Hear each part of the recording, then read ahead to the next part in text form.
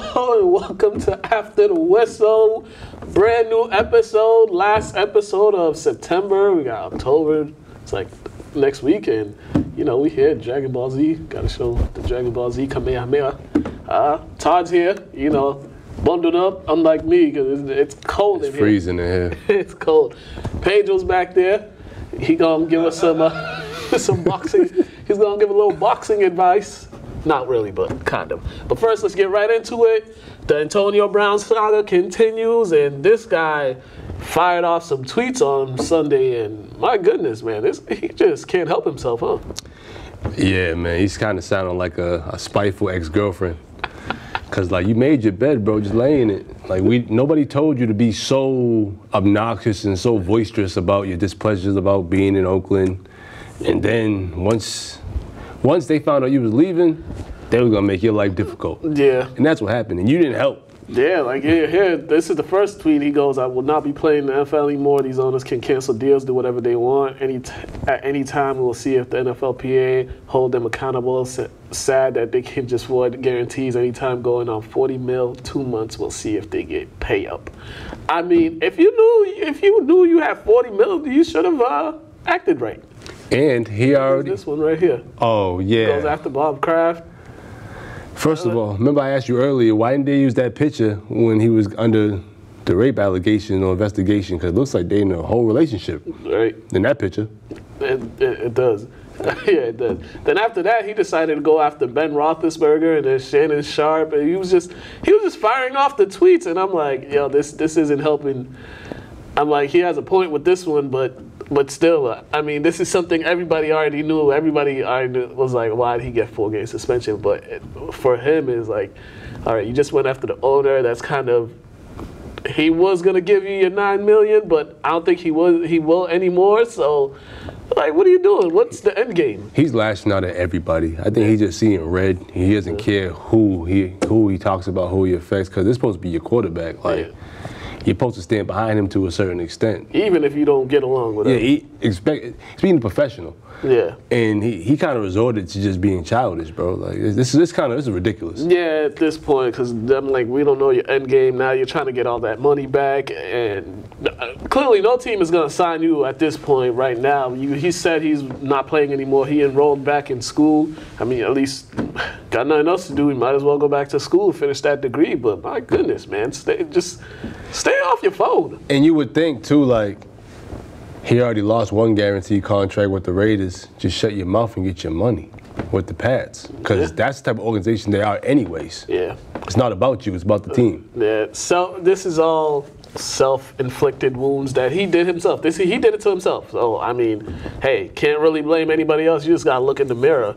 And speaking of the Patriots, Brown's former team, the Patriots, the first 3 games have been quite a scrimmage for them because they've been balling. They have been balling. I'll say that. Another blow out the Jets. Defense didn't give up a touchdown. Only the Patriots offense is the only gave up a touchdown with the pick 6. But once again, the Patriots beating the teams that they're supposed to beat. I mean, not giving them no type of hopes because some teams will let teams stay around that, you know, they're head and shoulders better than. But the Patriots, you know, they did their job, 3-0, and you know, got a matchup with the 3-0 Bills.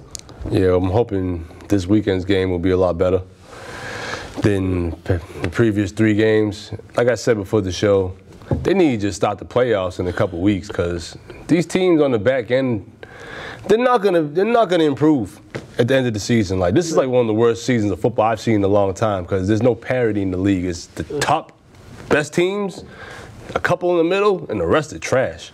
Yeah. Well, hopefully everything balances itself out towards the end because sometimes in the beginning of the season you kind of see teams that, you know, that already are well coached, well prepared, they kind of separate themselves. But this was really no matchup for them. I mean, the Bills, the Jets really had nothing. They got nothing. You know, their quarterback throws for 98 yards total. The running Le'Veon Bell, 18 carries, 35 yards. You're just not. There's no offensive threat on that team. While the Patriots, Brady's throwing for 306 yards.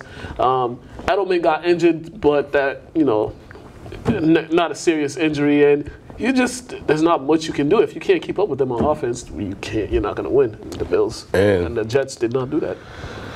Bell got to do something, man. He has to be way more productive than that. 18 carries for only 35 yards? You could have got 35 yards with half that. It's hard to do that when they got everybody in the box. It's hard. I totally understand. Yeah, they definitely don't have many receiving threats, but that's the problem too. Like, because one thing in the league this year, there aren't that many balanced offenses. There's a lot of pass-heavy teams and wonder why they don't win because your running backs are carrying the ball 11, 12 times for 40-some yards. Yeah, it's terrible. But, hey, get the wins as you can. And so for the Patriots' next opponent, the Buffalo Bills are 3-0. And with this Buffalo Bills team, I'm not that really impressed with them. But the thing I'll say about them, the games that they've won last year, they would have lost all of them. But the way they've won these games, last year they would have lost all of them. I'm still not sold on Josh Allen, but he's playing well. He's playing mistake-free football. I mean, he still throws the ball to the other team a little bit too much, but he had another interception the other game. But I mean, Frank Gore, 14 carries, 76 yards, the ageless wonder. I mean, hey, these guys, all you gotta do is win. You ain't lying about that. Kudos to the Bills. They're learning how to win. Like you said, last year they lost these games. Yeah. So they're taking steps in the right direction, definitely as an organization. The Bengals are awful. Yeah. Yeah, they're awful. They're awful. Once again, another team, pass heavy. Yeah. No real balanced run, and your QB's not that good to pass that much. Yeah. So with that being said, do better. Get back on the drawing board. Yeah, because they're falling to 0-3, and now the Bengals got to match up with the Steelers. Both these teams need a win bad because you go 0-4, you might as well kiss your chances of making the playoffs goodbye. But yeah, the Bills. I mean, from what we've seen the Bills over the years, they're usually not that good, and they match these games, like these type of games that they play, these close games, they usually find a way to lose them. Now they're finding ways to win them.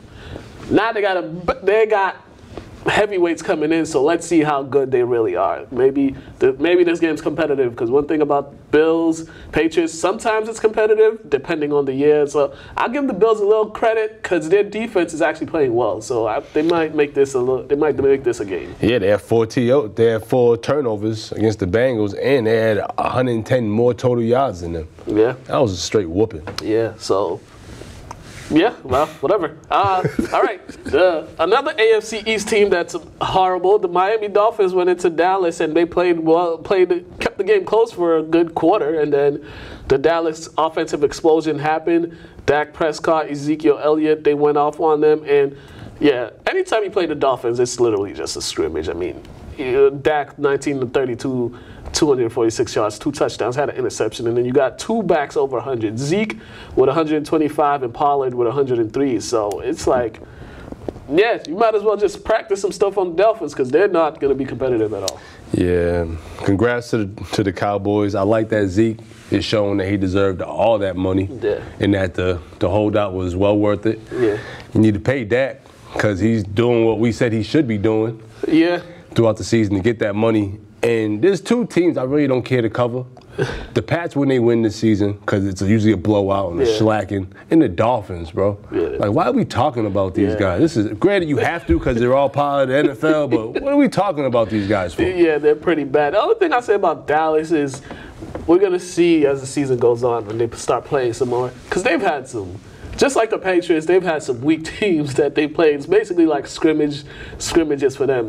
They got the wins, which is good. So we'll see how this progresses. But one thing I keep hearing people, I mean, Dak Prescott's playing well, don't get me wrong, but they need to stop trying to put him in the same category as Pat Mahomes. Like, the folks are literally trying to put him in the same category. They're using these weird stats like, oh, his ball goes 9 yards. He throws the ball a little further than Patrick Mahomes or yards per completion. I'm like, this dude, Patrick Mahomes, leads the league in touchdowns and passing yards and has yet to throw an interception. Like, what are we talking about? There's only few quarterbacks you can put on Pat's level, and I wouldn't even put them on Pat's level because Pat's just different. Yeah. He's just different. Yeah. Very different. I mean, transitioned into Patrick Mahomes. Then he had another big game against the Ravens, and some of these passes he was making. The second time, one of the touchdown passes he threw, I swear this one right here, I swear he threw it off his back foot and hit the guy right on a dime. And I'll give kudos to the Chiefs defense. They contained Lamar Odom, except for this play right there. Woo-hoo. Lamar Jackson? Lamar Jackson. I said Odom. My bad. That's all right. He was moving like Lamar Odom out there. Yeah, but this game, the Ravens, they made some mistakes with the calling because they went for 2-point conversions 3 times and they were 0 for 3 in each one of them. So I don't know what was the thinking of that to keep trying to go for 2, especially after you don't get 2 of them. I don't know why you could continue to go for the 2. And also, the Chiefs' running defense is not all that great, and they just abandoned the run. They got away from it. Yeah, I can't understand why certain coaches put things in and take certain things out. Yeah. And it affects the end result. Yeah. I don't know. It made no sense either, but yeah, there was no need. Like, when the game was close, they still could have kept the running attack just to keep the Chiefs defense honest, but they were running the ball. They started passing. Lamar Jackson threw the ball like 40-something times and had 22 incompletions. I'm like, he's still a young quarterback. There's no reason he should be throwing the ball over 40 times. He threw it 43 times. There's no reason he should be doing that. I mean, look at Mark Ingram, 16 carries, 103 yards, 6 yards per carry. And then Gus Edwards, 7 carries, 53 yards, 7 yards per carry. Because they have getting success in the run game. They just got away from it. Yeah, and Jackson, for one, he hasn't been throwing that much in their wins. So why would you abandon that and just do something totally different? And Ingram had 3 touchdowns. Like, when's the last time he had 3 touchdowns in a game? So you should have just rode him until pause. But, you know, ride the workhorse until they can't go anymore. Pause again, it's weird. But and with Jackson though, like, he didn't throw 1 TD pass. If he'd have threw 1 TD pass, they might have won. But one thing I will say about these 2 young quarterbacks, it's great to see that the future of the NFL is bright because Mahomes, he's probably going to be 2-time MVP. Yeah. He's on his way to getting it. And Lamar's figured it out though, because he's making some defenders look stupid out there. Yeah, and Mahomes is the first quarterback in NFL history to start his first 3 games of a season. First 3 games to go over 350 yards and 3+ touchdowns. That's crazy. And they had an offensive explosion in the second quarter. They scored 23 points in the second quarter when the Ravens were up 6-0. So these guys, it's just like that. Second quarter might be their quarter. Yeah. And then they coast for the rest of the game because they were balanced themselves. Darrell Williams, 9 carries, 62 yards. LaShawn Jackson, 8 carries for 54 yards. And they're doing this without probably their best receiver, Tyreek Hill. These other receivers, they're just some of them are just as fast and just as good as Tyreek Hill. And the Chiefs are probably one of the few teams that they don't really need to have a balanced offense because Mahomes is such a great passer. You just need to have a consistent running back. Yep, very, very consistent. Now, the team the Browns, my goodness, they're all right. So this game, the Browns, once again, their offense looked out of sync. Their play calling was questionable, very questionable. What stood out, a 4th and 9, and they run a draw play on 4th and 9. That's one. You're at the goal line. With the chance to tie the game, it's 2013, goal line, 4th quarter, and they decided to pass it 4 times, and not one of those times Odell Beckham was a target. So there's a lot of things wrong with this team right now. Well, at least we know it's not the players. So you already said the coaching staff, for the most part, that who's going to get fired if the team doesn't make the playoffs, coaching staff, and they kind of giving them a, well, what's the word? They're making their case of why they should be shipped out next year if they don't fix it. Just because, like, OBJ had 2 receptions, 56 yards. How many times was he targeted, does it say? Not that much. Not that many. And then Landry had 3 receptions, 62 yards. One of them guys has to at least get 90 to 100 yards. Yeah. Like, at least. You got these talented guys. You need to get them the ball. Now, don't force it. That's another thing with Baker Mayfield. He keeps trying to hitting the home run plays with them. Like, don't force it. Like, take your time, move the ball. And that's another thing. The Rams defense is not that good at stopping the run. They allow about 6 yards per carry. Nick Chubb is a capable running back, and these guys only gave him the ball. Let me see what it says 23? here. Yeah. 23 times. 23 times, 96 yards, 4 yards per carry. That's pretty good. Baker's thrown the ball 36 times, but he was just... He's just the defense. He was confused by the defense, and he was too much trying to make the big play. And if he would have threw the ball 30 times, and Chubb got 31 carries or 30 carries, it probably would have. Who knows? The outcome might have been a little different. Yeah, and the targets right here, Landry and Beckham had 9, but you don't even target Beckham on the goal line. It's like we all know he's a playmaker at least once, and you don't even attempt one run on the goal line. Now let's remember though, the Browns are still the Browns. Yeah. So I just got them going wild card. They just got to beat the bad teams. Man, their schedule is, whew. But as you see, the coaches aren't even giving them a chance to win. Like, come on, man. Yeah, the Browns, their schedule does not get easier the next couple of weeks. So they need to figure some things out, or they're going to be, well, Freddie Kitchens is going to be gone. Everybody else is going to be there. Giants rookie quarterback Daniel Jones, they're calling him Danny Dimes, led the comeback. I ain't even mad at him. Against the Tampa Bay Bucks after being down. They were down like 18-0 or something like that, and he just, made some big plays. And I mean, hey. Yeah, I feel bad for Jameis, only because he had like the game of his career. Kickers. 23 for 37, 380 yards, 3 touchdowns. He had one in tow. Well, yeah. And then led them down in position to win the game. Like, he played like the game like of his career. Yeah. Just because his career is kind of on the line this season anyways. Yeah. And then you let Daniel Jones come in and take it from you. Well, the kicker also screwed it up because they got him in position. This is a 35-yard kick, chip shot, and he misses it. This kicker, he missed an extra point. He had one extra point miss. He had an extra point blocked, and then he missed that. That kicker, I'm surprised he ain't even cut yet. There's one player on the team that's really not part of the team. It's the kickers. So with that being said, you don't rely on that man. You get in the end zone.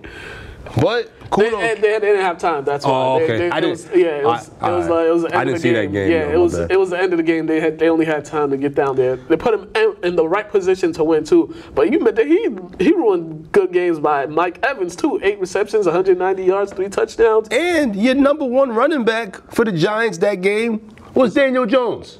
Oh yeah. Saquon got hurt. So how do you lose to that? And hey, the Giants just they made a great play on the goal line with the Daniel Jones draw. I mean, this is a good start for him. Evan Ingram, 6 catches, 113 yards. Sterling Shepard, 7 for 180 yards. And Darius Slayton, 3 receptions, 82 yards.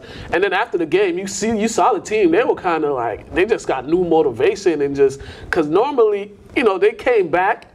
And they came back to get the W, so now they I don't know, maybe it's a good sign for them. Well, for your draft pick to be, I want to say they talked negative about him. Yeah. I was really going to say about him. Yeah. Talked negative about him. I was one of them. we both were. We never said he was complete trash. We just didn't believe he was the pick that they should have picked at that number. Yeah, that's not a problem. It's opinions. But, so when the whole world doesn't have faith in him, and then he shows you, and the team knows what he's capable of doing, and he showed you firsthand his first start. Yeah. Hey, you got to support him. Kudos for them. He should have sent out a tweet to Baker Mayfield, like, how about that? Right? But kudos to him. Saquon Barkley's going to be out for a couple weeks, 4 to 8 weeks, so it's going to be a little more difficult for him. But good for them. Giants look like they rejuvenated, got some new motivation. We still don't like the Giants around these parts. Not at all. But yeah, whatever.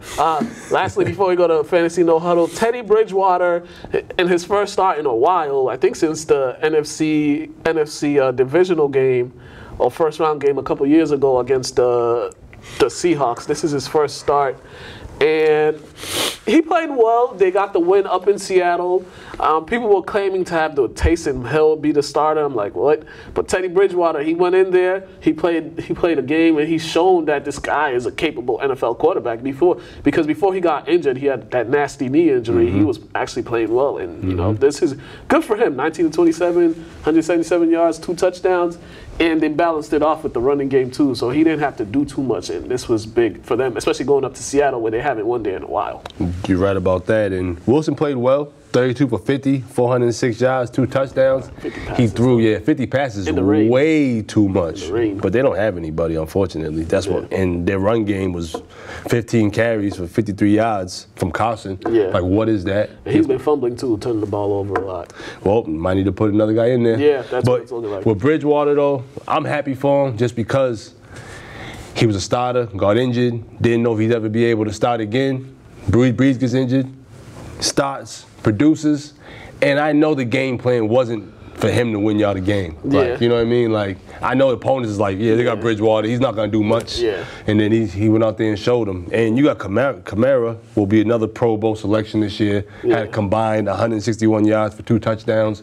That guy's a dual threat. Yeah. And give kudos to their defense too, because they shut the Seahawks down for majority of the game, except that fourth quarter where the Seahawks scored 20 points.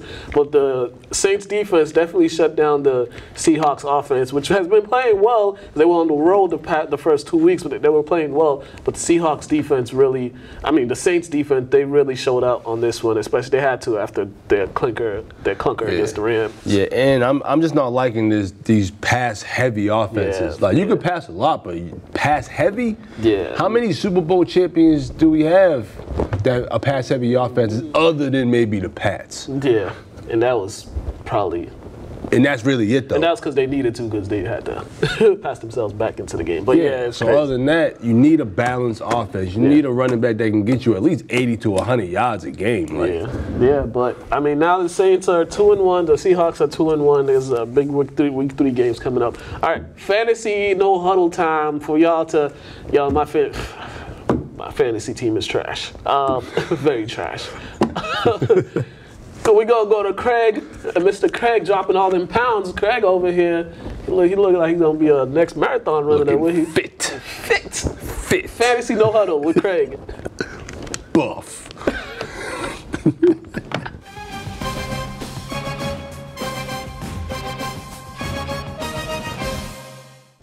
What's up, everybody, and welcome once again to No Huddle here on After the Whistle. It's always your boy, Craig. You know, my shows, The Flex, The End Zone, and Tell of the Tape. You can check those all out on Jim Bag Entertainment on YouTube, and Jim Bag is one word. And today, I have my DraftKings picks of the week for you. Starting off with the quarterback, Phillip Rivers is going up against Miami, and going up against Miami is like going up against a high school football team. They're going to be scoring all day long. It's going to be disgusting, and for $6,200, that is a steal. Phillip Rivers all day long. Next on the list, Oakland going up against Indianapolis. I had to go with Marlon Mack here. Marlon Mack has been looking pretty good all year long, and I think this is going to be one of his better weeks. I think he scores at least 2 touchdowns, and I think he runs all over Oakland. And with that being said, Oakland playing Indy, got to go with Josh Jacobs. I think this is going to be a run-heavy game, at least in the first half. And as long as they keep the score pretty close, which I think they will, there'll be no problem with running the ball, and Josh Jacobs is going to get his fair share of touches. When it comes to the wide receivers, I'm really liking Dennis Robinson. He had a blowout week 2 weeks ago. Last week he did pretty well, but this week they're going up against Detroit, and it looks like Darius Slay might miss this week. And with that being said, that means Dennis Robinson is going to have his way with that backfield. And once they get going, Kansas City Chiefs, they don't stop. Patrick Mahomes all night long. Look for it, count on it, put him in your lineup. $5,200, that's easy work. Next, I got New York Giants going up against the Washington Redskins. So I got to grab Sterling Shepard because Donald Jones balling out, playing well, and Sterling Shepard is taking full advantage of that, and he's making money of it. And with his price point being $5,800, I'm liking that a lot. So go ahead and throw Sterling Shepard in your lineup and feel confident that against the Washington Redskins, they get the job done. Finally, Detroit is going up against Kansas City, and I don't believe that their secondary is that scary. Kenny Galladay's the #1 guy. I think Marvin Jones has back-to-back good weeks coming up for you. $5,400, definitely worth the money. I say play him. I say run with him. I say he gets you the points that you need. In the tight end, I kind of rolled the dice here. I kind of took a little bit of a risk, and I went with Darren Waller of the Oakland Raiders. Once again, going up against Indy, not too afraid of that defense. Waller has been balling out. I think he continues his run. I think he has the biggest game of the year going up against the Indianapolis Colts. Colts give up a lot of points to tight ends. Look what Austin Hooper did last week, and expect Darren Waller to do better. In the flex position, I had to go with my boy, Cooper Kupp. Going up against Tampa Bay. Tampa Bay does have a relatively tough defense, but I don't think it's that tough. And Cooper Kupp is dynamic. His route running and his ability to catch the ball and get yards after the catch is, second to none. This dude is amazing. He balled out last week. Going up against Tampa Bay, they're just going to be tossing this ball out all day long. And Cooper Kupp, I think, will be the main target of Jared Goff. And then finally for the defense, I just told you, Phillip Rivers and the Chargers are going up against Miami Dolphins. It's high school football, baby. You got to pick the Chargers. They're going to just smash all over these Dolphins. I mean, they got one wide receiver, and his name is Preston Williams. And they're going to put their #1 corner on him, and that's it. So this is my lineup: Phillip Rivers, Marlon Mack, Josh Jacobs, Denard Robinson, Sterling Shepard, Marvin Jones, Darren Waller, Cooper Kupp, and the Chargers defense. Put it in, play it, make some money with it. I love the 50-50. Try it out. Give it a chance. I'm Craig. My shows are The Flex. You can End Zone, Tailor the Tape. Check it out all on Gym Bag Entertainment. And it's back to No Huddle.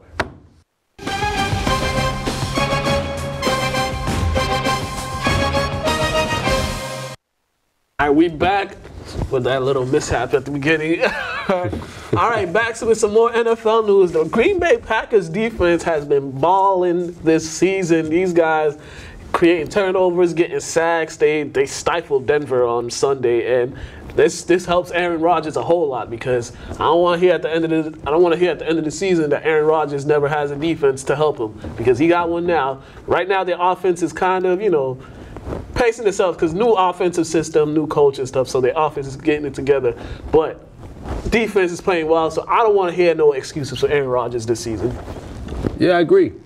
They won. He went 17 for 29, 235, 1 touchdown. So he had a decent game. Yeah, wasn't regular Rodgers, but yeah, he hasn't been playing his best yet, but hopefully they get it going, because if they get it going, the defense is playing the way they're playing, and the offense, could give you like 20, 26, 28 points, 30 points. Then these guys are going to be tough to beat, especially up there in Green Bay during November, December, because, it's cold out there. You don't want to tackle nobody in the cold. And it's just good to see that his defense is allowed to carry him. Yeah. Compared to him usually carrying that team. Yeah. So with that being said, they should be all right this year. Yeah, they definitely should. And also their running game too has been playing well. I mean, Aaron Jones had over 100 yards the week before, but this game not so much. And we're just gonna see, because they do play in a tough division between they're 2-0 in their division right now, since they already beat the Vikings and they beat the Bears at home and on the road. So the Packers are putting themselves in a good position. The Broncos, Joe Flacco, trash. I don't know why people were excited about him, but he's trash. I wasn't even going to talk about them at all. I know. I just had to bring up the fact that he's trash. All right. The Carolina Panthers got a big day from backup quarterback Kyle Allen. Granted, he's playing against a horrible Arizona Cardinals defense, but 4 touchdowns, no interceptions. They put up 30 some odd points, and they got the W, and that's all they need. 38 points. They got the W, first win of the season. They needed that. I mean, Cam isn't going to be back anytime soon because of that foot injury, so this was a big win for them. Yeah, great coming out party for Allen. His first game as a starter. I'm hoping this continues, just because I think Carolina just need a different look at the QB position. Just because they're so accustomed to having Cam, you know what you're going to get from him. You know what he will and won't do. You know he's not going to throw the ball away much. He's going to take hits. Yeah. He's going to injure himself. Not on purpose, obviously, but he's not going to save himself from injury. Yeah. He's going to jump right into it. Yeah. So that being said, Allen might have just been a breath of fresh air for them. Hopefully he can keep them afloat for the next couple weeks. Yeah, we got to see when the competition gets a little better. But when you look at the box score, him 1926, 261, then McCaffrey, 24 carries, 153. 6 shots per carry. And then Olsen, 6 receptions, 75 with 2 TDs. So it's like, it was balanced. Yeah, that's the thing about the Panthers. They didn't realize you can't have your tight end being your leading receiver every single year because you're not going to go far if the tight end. Great, he's a good tight end, but come on now. You other guys need to step up. But yeah, that team needed this one badly going into week 4 because there was just too much unbalance. And then, especially after the game against the Bucks, where they ran that last play at the goal line that got stifled, and I'm just like, what are y'all doing? But they needed this. They needed this win. Allen's going to start again this Sunday because they don't know when Cam's going to return from that foot injury. But this is a good sign for them that they could play well and just switch up the offense. Another team, Deshaun Watson, this guy, he's just, this guy's a different type of animal. He might be the 3rd best quarterback in the AFC because we got Mahomes, Brady, and then it's Deshaun Watson. And he had himself a game against the Chargers. The Chargers had a 10-point lead, and then that dwindled real quick. Yeah. I mean, he went 25 of 34, threw for 351, 3 TDs. When you throw like that, you don't really need much of a run game just because all his receivers were hitting. You know what I mean? Yeah. And also their defense made the plays at the end to win the game. But he still took some sacks. They still need to work on protecting him. He's still taking some hits. But, you throw that much with no interceptions and you spreading the ball around. I mean, Kenny still is proven to be a great pickup for them. And then their running game just kind of need to step up. The running game needs to step up a little bit. I mean, maybe they do it by committee because you can't just have 19 carries for an entire game. You guys got to up that up a little bit just to take some of the pressure off Watson. But, yeah, they definitely played well all around after the slow start because their defense definitely started off slow. They couldn't stop the Chargers, and then they picked it up in the second half and made the big stop at the end of the game. And you got to shout out Akins? Yeah. 3 receptions, 73 yards, 2 touchdowns. Yeah. Ooh. Yeah. Balling. Another quarterback that's balling, Jacoby Brissett, who might be the 4th best quarterback in the AFC the way he's been playing. That guy's been playing solid football. They got the W this past Sunday, and the offense looked really, really smooth. The offense has looked smooth so far this season. I mean, the defense was playing well. They were containing the Falcons. Matt Ryan's trash. Matt Ryan's trash. But Jacoby Brissett, I like what I'm seeing from him. He's actually playing well, good football, 28 for 37, 310 yards, 2 touchdowns, no interceptions. And then Marlon Mack in the running game, they got 74 yards from Mack. I mean, these guys, they actually have a balanced offense. Yeah, and then T.Y. Hilton, 8 receptions for 65 yards, 1 TD. Yeah, I mean, yeah, but he did something out there. Yeah. But the problem with the Falcons is you got a QB who's like a stat stuffer, but he's not a winner. Yeah. So he went 29 for 34, which you look is a pretty good percentage. Yeah. 304 yards, 3 TDs, but that one into was probably a crucial point of the game, crucial part of the game that he can't have, especially when you're like, you've been to the Super Bowl, you know what it takes to win. You're playing against a guy who's a backup. You should know how to win the game. 3 points at halftime. That is horrible. Yeah, man, this is crazy. And they have a chance in their division to actually do something, but it's Matt Ryan. He's trash. And their offense was balanced. Freeman, 16 carries for 88 yards. Julio Jones, 8 receptions, 128 yards, 1 TD. It's the head of the monster, man. Yeah, Matt Ryan is just, something with them. They're just, I don't know, man. Time might be up soon with Matt Ryan and the Falcons, but he's still on that big contract with them, so he's going to be there for a little bit. The Philadelphia Eagles, these guys are slumping. Injuries, once again, and a poor start to the game is what is derailing this team from being great because you come into this game, you don't have your 2 best wide receivers, your secondary is hurt once again, and you can't protect your quarterback at all. It's just like, what are you guys doing? It's like after that high of the Super Bowl, they got full of themselves, and I blame Lane Johnson for doing all that talking after they won that Super Bowl. It's like, bruh, What? You got receivers dropping passes too. Come on now. I didn't even write anything down for that game because I don't have much faith in the Eagles at all. Now, I feel like if Carson Wentz stays healthy all season, the rest of the team won't be healthy all season. Yeah, and that's right how now, it's that's right. And right now, that's what it is. And vice versa. So I don't really, I don't have much faith in the Eagles because Carson Wentz can't even stay healthy for a full season, and we're waiting to see if that's going to happen this year. Yeah. So, yeah, right now he's been healthy. He's the only guy that can actually stay on the field for them. It's like, Deshaun Watson, what's the other guy's name? Deshaun Jackson? Deshaun Jackson, the other guy. Alshon Jeffrey. Okay. No, Zach Ertz is still there, but my goodness, you got... It's tough. And then you got Nelson Aguilar, who had a lot of drops this game. He got 12 targets, caught 8 of them, but he had some drops. So, I mean, Carson Wentz has been doing his part. Everybody else has actually been letting him down because he did on the 4th down, the last play of the game. He threw a good pass, one-on-one coverage.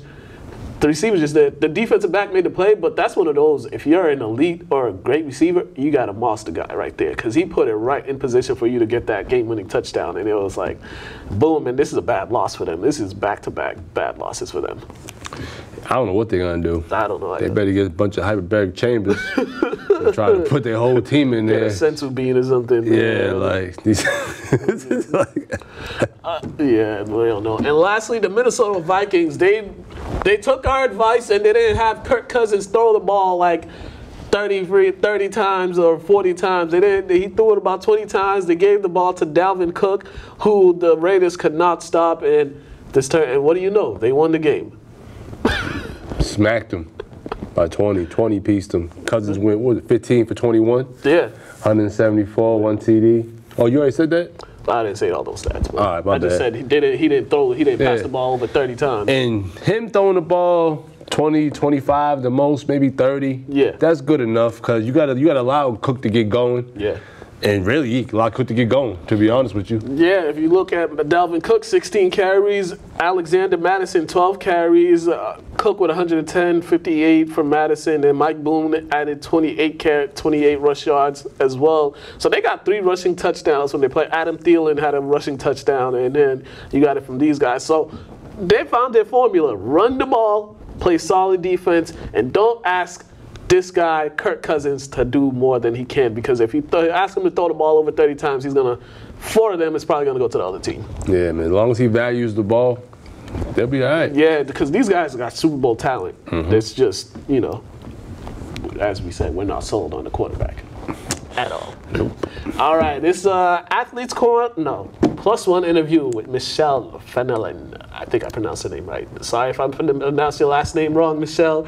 We talked about a lot of stuff, so check it out. Athletes Corner, then we're going to come back, wrap up the show, because I'm hungry.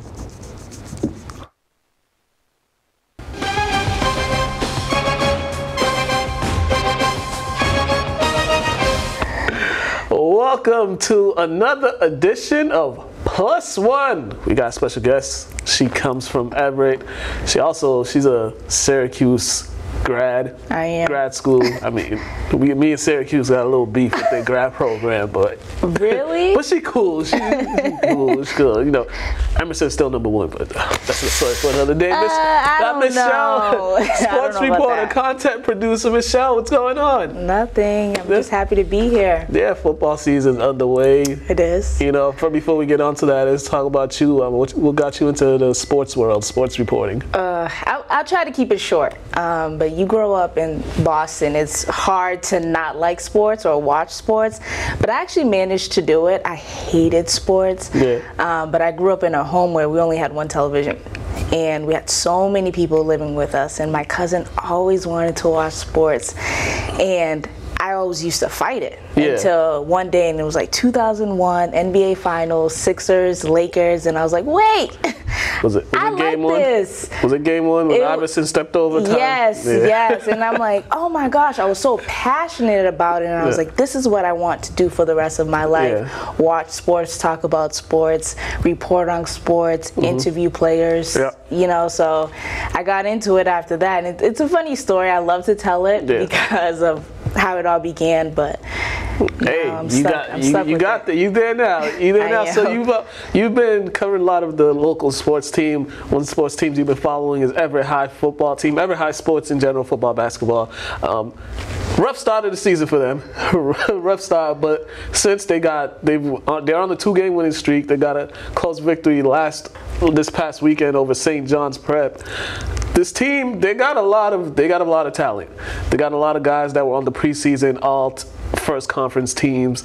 So what was the bounce back after the first game? Because you watched the first game, you're like, this isn't Everett High.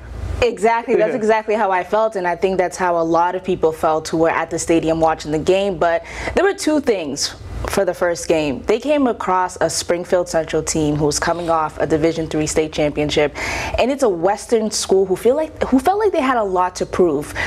If you look at their schedule, they're playing all powerhouses from Eastern Mass, and the first one was Everett High. So they came across a team who said, you know what, we're going to play a whole bunch of Eastern Mass teams, and we're going to show that Western Mass has some ballers.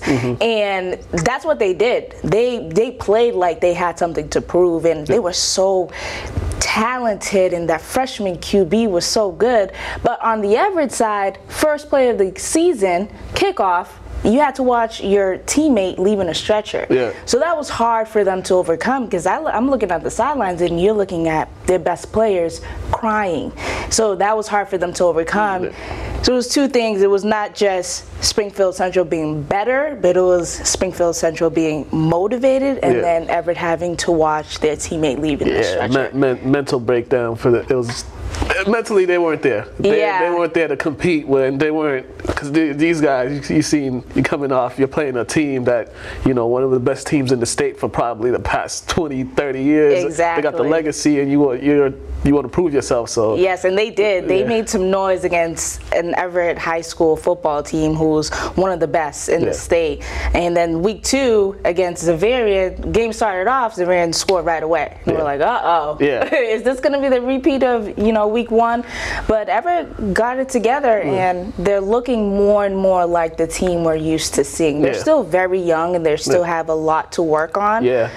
But as the season progresses, we should see them be a better team, especially when they play against teams like Medford, Malden, Somerville. A lot of those guys, and a lot of the guys that were on that preseason all first team, second team, offense and defense are juniors and sophomores. Exactly, a very young team. And second year coach Taylor St. Pierre said in the beginning of the season, he said, we're still ranked high in a lot of these preseason polls. And he didn't get it. He's like, yeah, I get it, we're Everett, but it's like we're not allowed to have a down year. He was like, we're very young. So we're not there yet to compete with those top programs in the state that have more experience and more talented players. Yeah, and the coach, this is his second year as a head coach, so he's also learning.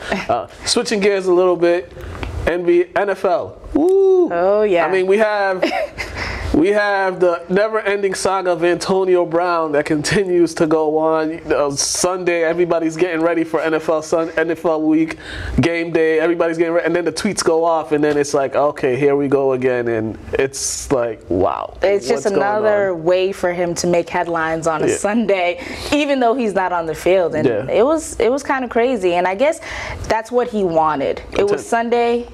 I'm not playing. How am I going to get my name in the news? And it worked. Seems like he's a big time attention seeker, because it's just everything he does, it's for attention. You got videos of yourself running outside your backyard when you get released, and you got it's just too much. And you would have thought it was, you're on a Super Bowl contending team, the defending Super Bowl champions who have a high chance of repeating. You would think you want to be on your best behavior, and then you got the civil suit happening, and then it's like, and then you send text to the person that it's too much. It's like just. It just doesn't make sense. Like you said, you're on a Super Bowl contending team, and a really great team who has a chance to do something very special this year. Great defense. You're playing against a 42-year quarterback. If not the greatest quarterback of all time. I think that's greatest quarterback of all time. You're playing to get with the greatest coach of all time, who, if you read his tweets closely, it's pretty obvious Tom Brady and Bill Belichick wanted him on this team. He made it pretty clear who didn't want him on the team, and Why not make it work? Stay on social media. Take your phone, give your phone to somebody else. Sometimes just do like LeBron does in the playoffs and just go dark. Exactly. It's not that hard. He can't. It's all self-inflicted wounds with him. Yeah, but speaking of this Patriots team, so far so good, 3-0. Granted, some of the competition. I mean, Steelers we thought was going to be a little competition, but we see how that turned out. And you beat the teams you're supposed to beat. Miami, they're just a dumpster fire. The Jets, they're a dumpster fire. And now we got a matchup. They got a matchup with the Bills. Both 3-0, and the Bills kind of look impressive. Their defense is not bad. Okay, but just the same way the Bills are 3-0, they can easily be 0-3. They played against the Giants, the Jets who could not score, and their defense played well in that game, and a Bengals team who's not that good. Yeah. So I'm not drinking the Kool-Aid. I'm not either. I'm just saying this is the most impressed I've seen with the Bills because a lot of these games last year, they would have lost them all. You are right. You are right, especially the close one that they almost lost to the Bengals in Week 3, but the Patriots are going to go there and beat them by 30. Well, yeah, it's if you've seen Brady's track record in Buffalo, but he it's never embarrassing. loses. It's embarrassing. But with the Bills, this is because Josh Allen. I'm not the biggest fan of Josh Allen. I still think I don't understand how you take a quarterback who can never complete over 50%, who has a hard time throwing to his own teammates at times, but I'm just not sold on him. But what the Bills do, they always have great defense. They always have good defense. Their defense is always playing well, and they're playing well right now. Yeah, I agree. Like you said, Josh Allen, I'm sure he's going to give the Patriots secondary a couple of passes. Yeah. But yeah, their defense is playing well, but the Patriots' defense is amazing right now. Like you said, they haven't been playing against great teams, but Week 1, you're playing against Juju Smith-Schuster, Big Ben Roethlisberger, James Conner, and they held them to a field goal. Yeah. And this is a defense that's been playing well since the Super Bowl. Yeah. They haven't allowed a touchdown. Still haven't allowed a touchdown. So if we're talking about great defenses that we're going to see in Buffalo in Week 4, that's the New England Patriots will be tested at some point because that Kansas City team is on something else. This guy Mahomes, he's a human video game. Some of the stuff he's doing, just that whole offense, and man, that team is tough. That team is tough. It's tough. I say to this is my friend. All they had to do was all D Ford had to do was put his hand behind the line of scrimmage, and they're going to the Super Bowl. That's literally it. That's literally it. And this team looks like the Patriots. If it's back in Arrowhead again, it'll be a lot tougher than it was last year. I'm still shocked the Patriots actually beat them in Arrowhead. Me too. To begin with. Yeah. Like that, especially going into the playoffs. Yeah. That wasn't a Patriots team that looks like they can even compete for the Super Bowl, let alone the Kansas City Chiefs. That was good. And another team we will talk about before we switch gears to our last topic, the Cleveland Browns. The hype surrounding the Cleveland Browns, I was never on that hype train. I just didn't buy it. I was never sold on Baker Mayfield. I was saying last year, he ended the season well, but when you get enough game film on somebody, especially a first-year quarterback going into the second year, when you got enough game film, you can see his tendencies and you can see what he does well and what he doesn't do well. And he has a tendency of holding on to the ball too long, and he wants to hit the big plays to Odell all the time. They don't want to take the short passes or nothing. That offense looks horrible. Yes, and it shouldn't. That offense, you have way too many talented players for Baker Mayfield to not be having a better season, and that offense is still out of sync. And like you said, you're seeing some of those Baker Mayfield tendencies that are not good, especially on Sunday night against the Rams. He was escaping the pocket way too soon. Yes, the offensive line is not good, but he has to play better. And at least, run a little, like we saw Daniel Jones doing. He's not doing that, and he has to play better. Maybe it's a sophomore slump. Like you said, teams have more film on you, but he has to play better if he wants people to start respecting this Browns team. Yeah, I just don't respect teams that you come in with all this hype, you're doing all this talking. Baker was doing all this talking, making all this noise as if a guy who's accomplished a lot, and The Heat, right now, it's tough times for them, and their schedule doesn't get easier. And my thing is they don't run the ball enough. I agree. And they got a good running back. They don't run the ball enough. I agree. Freddie Kitchens is way in over his head. Oh, yeah. I mean, he ran a draw. He might not make it to November. He might not. He might not, because he's going to be the first to go. All the players are going to stay. If the season doesn't go how people thought it would go, he's going to be the first to go. Lastly, WNBA playoffs. We have some compelling matchups. The Connecticut Sun swept the Los Angeles Sparks in the Western Conference Finals, or East. I don't even know. Because they got like the Eastern team play. It's just one playoff, no conferences. It's interesting, but the thing about this game was Candace Parker only getting 11 minutes in an elimination game, and Candace Parker is one of the greatest basketball players we've ever seen, and only get 11 minutes. That doesn't make sense. Yeah, it's inexcusable. And Derek Fisher, rookie head coach, that's not what you want to do in your first year as the head coach. You don't want to pretty much bench one of the greatest players we've seen in the W. And his explanation, I get it. He said he was trying to find energy, but there's no way you can explain why Candace Parker is on a bench in an elimination game. She should have been playing a lot more, and they got blown out, so I don't think it works. Got blown out, got swept, and it's like that's not how you want to go out. And then we look at the East. This is actually a good matchup between the Mystic and the Aces. League MVP Ella Deladon has been having quite the season. She's been balling. And Liz Cambridge, she's also been, Yeah, she's a force in the paint. And I think in Game 3, the Aces found something there with Liz Cambridge and Asia Wilson. Yep. They dominated the post. 28 points for Cambridge, 21 for Asia Wilson. I think they found something I think they realized the Mystics are going to have some trouble competing down low. Yep. And the Mystics got to figure out how to work around that tonight if they want to win and make it to the WNBA Yeah, Liz Cambridge said it because she said if you don't like it, if you're going to cry about it, you need to get in the weight room. Yeah, exactly. And, if that's my offense, if I'm the Aces, we throwing the ball down low. She's touching the ball every single time. Either you throw a double team or she's going to score. Because if she's proven, if you leave her one-on-one, there's nobody on that team that can match up. As much as I like Ella Deladon, she can't match up with her on defense. Offensively, she could put the points up, but defensively, that's a whole different thing. Yeah, the Mystics have to figure out how they're going to defend that, or at least not let her get the ball so easily in the post. Yeah, well, we'll see. We'll see what happens. It's 2-1 right now. They got a game 4 is tonight, and then game 5 is the 26th. So we'll see what happens with that one. But we will. Yeah, I think we got to everything. Oh, lastly,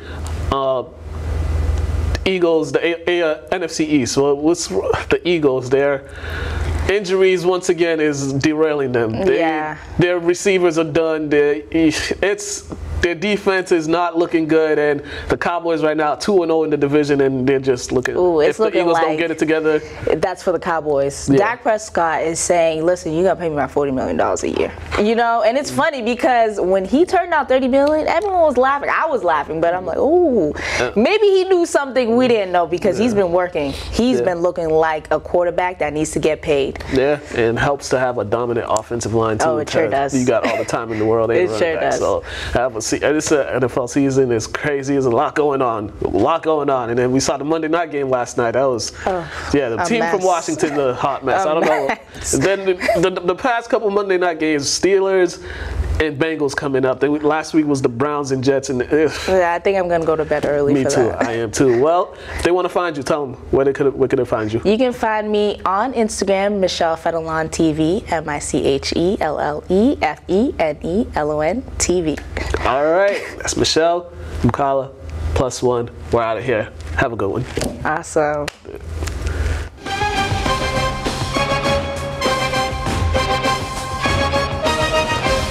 What up, size? We got 4 minutes left, so we're gonna go right into this one. NFL Week 3 top 10 plays right now. We're gonna go into this one, the top 10 plays of Week 3.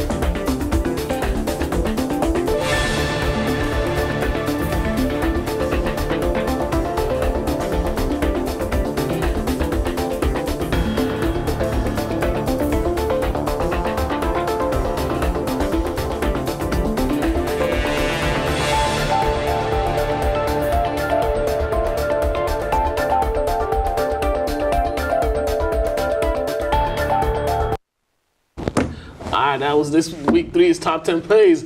All right, before we get into it, I just want to say rest in peace to my man Andre Emmett. He's a Texas Tech, if you know basketball, Texas Tech basketball player. He's I think he's like top 2 in all-time points scored. He was in the Big 3. Unfortunate what happened to him early Monday morning is just, jealousy and envy. Dick always does that to people. He died. That's actually a funny, that night was a funny night too, because these guys had me out till 6 in the morning that night, and I was like, and he told me, you don't want no smoke, and I learned, no, I don't. Because he always used to, anytime he saw me, he called me Boston. He's like, you're Boston, you don't want no smoke. You don't want no smoke, with his Texas accent. But, I mean, rest in peace to him. Prayers to his mom, his sister, his daughter. It's just an unfortunate situation. Hopefully they get them guys who did that to him. Also, boxing. We got boxing this weekend. Errol Spence and Porter. You said Spence Jr. is gonna beat the brakes off Junior. Yes. Off Porter. Mm-hmm. Pedro said he's gonna watch it, but both of these guys, he don't really care for it. So. Yeah, that's that. We're not gonna give our week 3. We haven't given predictions the past couple weeks, but we'll be back with the predictions next week. High school football, Lynn English, Lynn Classical. They both lost Friday. They both lost over the weekend. Lynn Tech won. So let's get back on the winning side this week. And I believe you got anything else to say? Just shout out to everybody in Texas, because they lost a local legend. Shout out to people in Acres Home, Fofo. And to my cousin, keep your head up, man. I know y'all was cool. He's had a tough year. That's the third person close to him that's gone. But, we'll see you guys. Positivity, spread love. Don't be a hater. It takes too much energy to be a hater. And we are out of here. It does. Yeah, both.